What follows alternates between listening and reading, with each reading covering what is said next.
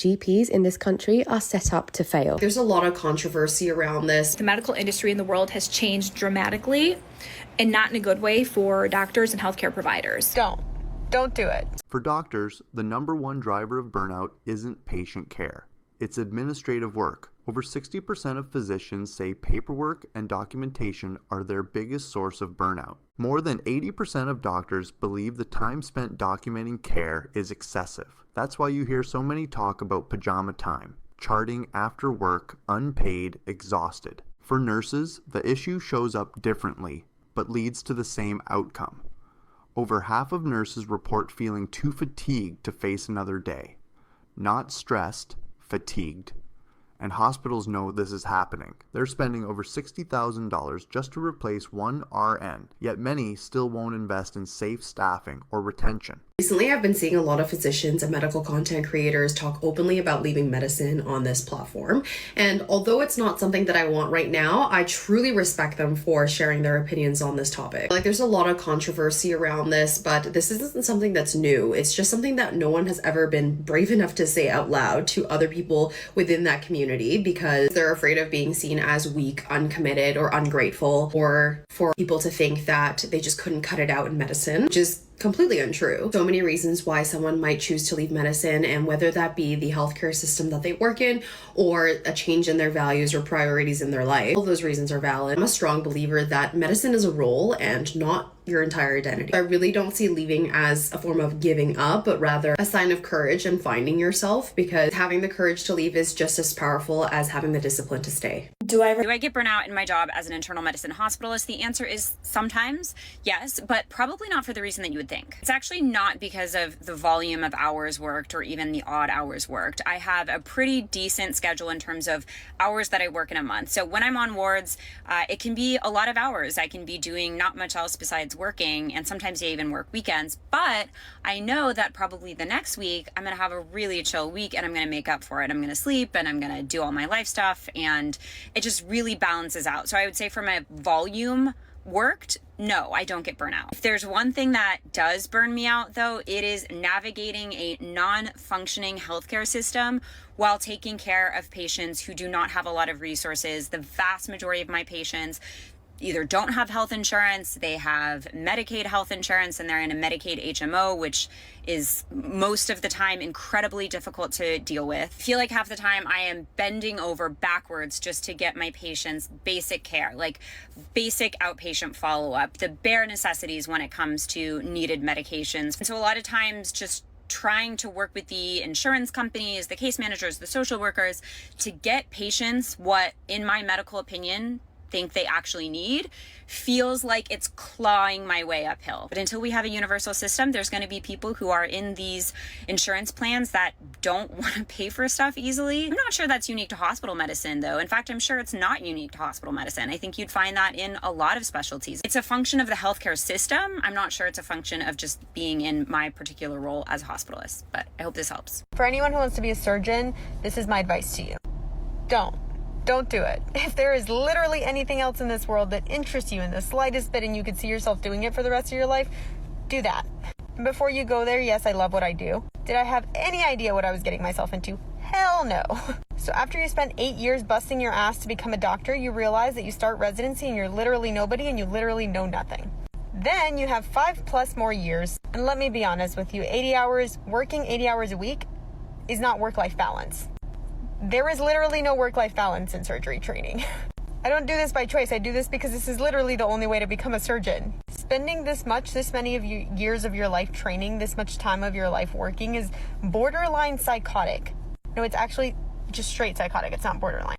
And then when you realize how insignificant your knowledge base is, no matter how much you learn over the span of your life compared to what there is to know about medicine. So why regret being a pediatrician?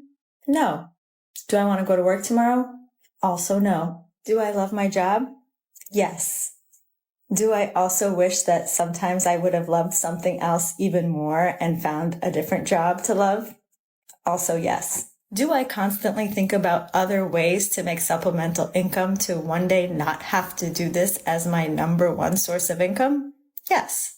Do I love taking care of children and helping parents navigate the difficult aspects of parenting? Yes. Do I wish that I could practice medicine based on my extensive training and evidence-based knowledge and do what I believe is best for the patient and not based on what insurance companies and big corporations want me to do that will ensure that their pockets are filled? Yes. Am I burnt out as a young physician because I'm lazy and I don't want to work and the patient burden is just too much for me? No. Am I burnt out already as a young physician because the people who run all of healthcare in the United States couldn't care less about the patients or the physicians or other healthcare workers and their mental health, their physical health, their personal time, or anything else for that matter, except for the money that ends up in their pockets? Yes. Will I keep taking care of children for as long as I possibly can? Yes. But perhaps one day I'll work less hours. If I could go back in time, would I do it all over again, go through med school, residency, and become a pediatrician all over again? Yes. So when people ask me, would I go back and do this all over again? Here is my very convoluted answer. Hey, do you want to know why people are quitting medicine? I'll tell you what. I'll tell you what happened to my clinic today, and maybe it'll give you a glimpse of what's going on. I'm an orthopedic trauma surgeon. My name is Dr. Nilüfer Dagan, and I had a very difficult clinic today. I had a patient that I operated on and he had a bad complication, and I took the time. I had to sit there with him, explain to him what's going on, go over his results, go over our plan, what we're going to do, answer all his questions. And that takes time. And that's my job, to get my patient through a difficult scenario or when there's a complication. And after that interaction, I felt really bad because I genuinely feel bad about my patients when they're not doing well. And right afterwards, I had to see another patient who, at this point, I was running behind because I had to spend so much time with my patient with a complication. So obviously I was late to this other next patient's appointment. And this lady was just so bitter and so unhappy. She just, the whole time she was just saying how, I don't know why I'm here. Why am I here? Why am I seeing you? I'm wasting my time. And I tried to explain that, well, you had a hip fracture and I fixed it. And these are your x-rays. Looks like you're doing well.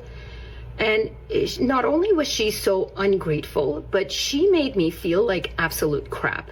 She basically said she hopes she never has to come here again, that I completely wasted her time, that it was completely worthless for her to come to clinic today.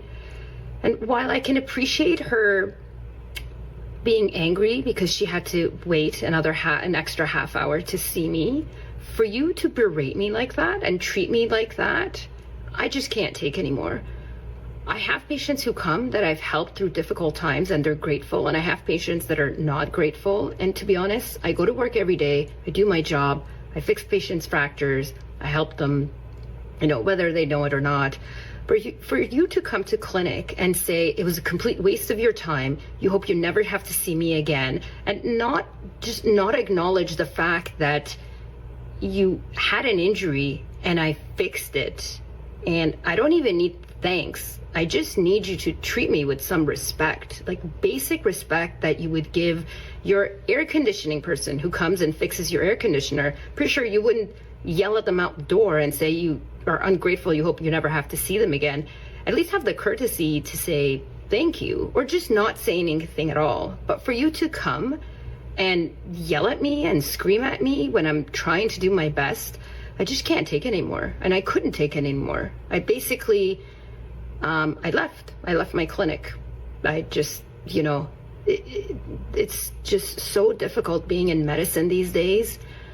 There's so many pressures on you from the hospital, the administration, the patient's family, my own family. I'm trying to look after my own children and my own family.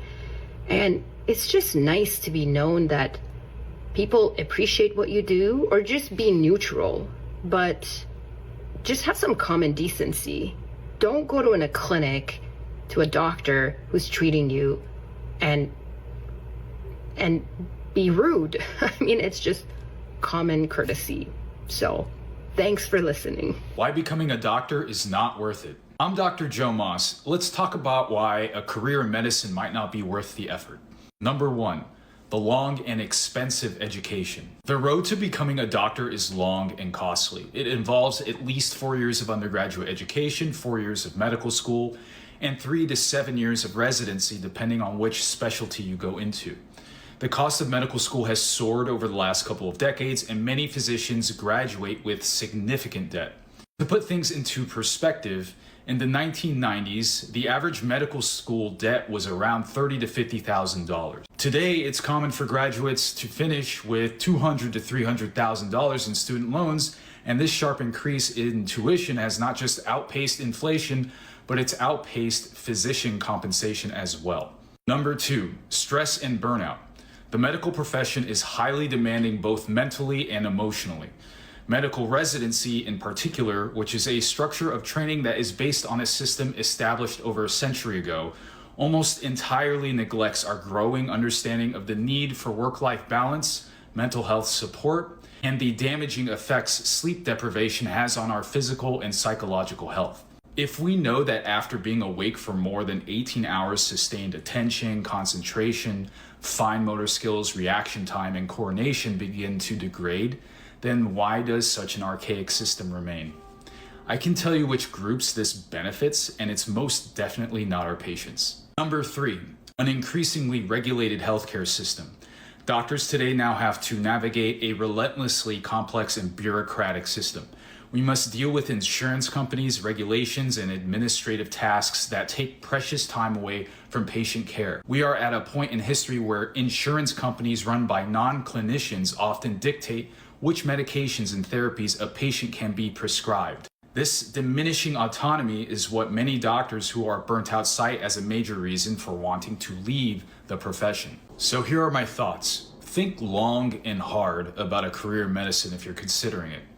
You should only go into medicine for the right reasons. Do not become a doctor for money, prestige, or reverence. There are only 2 reasons anyone should be going into medicine, and those are, first, to help people, and secondly, to help implement change in our deeply flawed. Why are people, specifically doctors, leaving medicine? Well, being a doctor who's been in practice for the last at least 10 to 15 years, I would say that the medical industry in the world has changed dramatically, and not in a good way for doctors and healthcare providers. When I initially applied to medical school and decided to go into training to become a physician, I was under this impression that I was going to go through all this training, I was going to make all these sacrifices, and that at the end of it, I was going to add value to our society. I was going to be somebody who could take care of their community, who could make a real difference in the world. But in reality, it did not turn out to be like that at all. And I'm not saying I regret my decision of becoming a doctor, but I wish I knew a lot of this prior to going into training. Because once you commit to the medical world and being a physician, there's really no turning back, because it really starts off with the debt, the student loans. So most people, including myself, graduate from medical school with at least $300,000 to $500,000 in debt, student loans from just becoming a doctor and just from training to become a doctor. And so I don't think people realize how much in debt you go into as a physician in training. After the debt and getting through the debt and all of that that's associated with the training, you are also giving up the majority of your 20s and some of your 30s, depending on the specialty that you choose. So what does this mean? Undergrad, I did for 4 years. Medical school, I did for 4 years. And then you go into residency. My residency as an internal medicine physician was 3 years. So if you calculate that out from 18 until my early 30s, I was in training and really sacrificing a lot of my life. So most of my friends in this time period in their 20s and 30s are traveling, are starting their families, they're getting married, they're making great money in their jobs and in their careers, whereas us physicians are still in training, making probably less than minimum wage based on how many hours working in our residency program, and not able to start our lives until later in life, comparatively speaking to a lot of our peers and our friends. I'm seeing a lot of people leave the medical world altogether. A lot of physicians, I actually know a handful of doctors who are no longer practicing as physicians anymore because they're like, it is just not worth it. It has now become more corporate. Now everyone is replaceable. It seems like it doesn't matter. We're just another number. And if you're a hospitalist or if you're working for a healthcare system and you're not meeting your quotas or you're not doing what you're supposed to be doing or you are not seeing enough patients, that it's just like, bye, everyone's replaceable, you're just a number. So we went into this career thinking, if I go into debt, if I sacrifice my 20s and my 30s, if I do all of this, it's going to be worth it because I'm going to be adding value and contributing to society in a good way, when in reality, that's not what's happening. Doctors have become numbers and we're just kind of thrown aside like everyone's replaceable. We don't get to make decisions anymore. Most decisions are made by insurance companies and what's covered and what they're willing to pay for. So even if we feel like a treatment is best for a patient, if they say it's not, then it's not. So it's become more complicated than that. So most physicians are just burned out, not feeling like they're really needed or doing what they really set out to do, and that is to make a difference and to do good by people. So yeah, I think that's why a lot of people are leaving medicine, specifically doctors. And not that I'm going to be leaving, but I do certainly understand why a lot of them have chosen to leave medicine. I can see why so many within the field are quitting. Things might not have turned out the way they wanted to. It's a lot of the same reason the teachers were crashing out in previous video. This is absolutely a real crisis, not speculation. The convergence of burnout, administrative overload, workplace violence, corporate consolidation, reducing autonomy, and inadequate support systems is creating a perfect storm driving healthcare workers out of the profession. What do you guys think? Maybe there are some doctors here. What are your thoughts? Do you see these issues where you at? Thanks for watching, and let's enjoy the collapse.